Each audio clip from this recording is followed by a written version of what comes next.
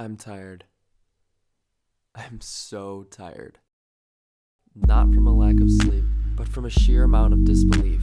From seeing this watercolor world we live in slowly turning a light shade of tin, smiles fading to frowns, ups turning to downs, some of us have lost our spark, lost our drive, lost our heart, and frankly, I'm tired of it. I'm exhausted by the sight of lives lacking a certain light, when each and every one of us deserve that right. Now do me a favor and lend me your ears. Keep your eyes peeled, place them here.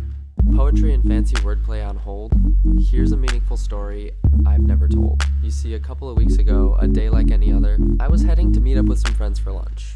And for some reason, I truly couldn't be bothered with tackling the mess that is Los Angeles parking. So, I called myself a taxi. You see, I'm the type of person who likes to make conversation with pretty much anyone and everyone, whether it's an old lady at a bus stop or a barista at a coffee shop.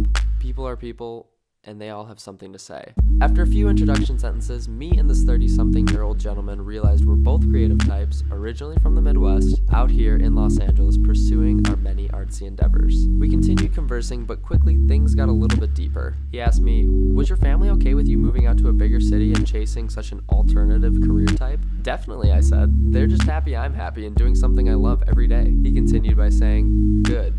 That's really good you're doing something you're passionate about.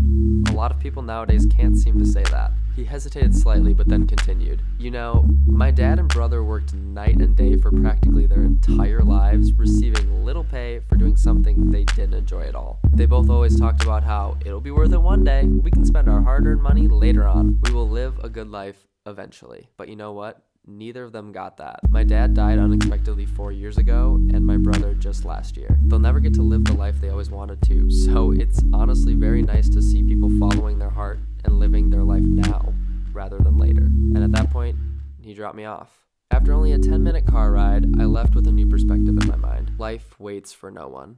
If yours isn't going the way you want it to, if you aren't pursuing what you want to pursue, if you wake up with immediate dread, constantly saddened by the hours ahead, moving through the days, feeling lost, heart in a haze, holding back what you want to say, waiting to be yourself another day, all your dreams and desires put on hold to be fulfilled maybe when you're old, you aren't doing it right.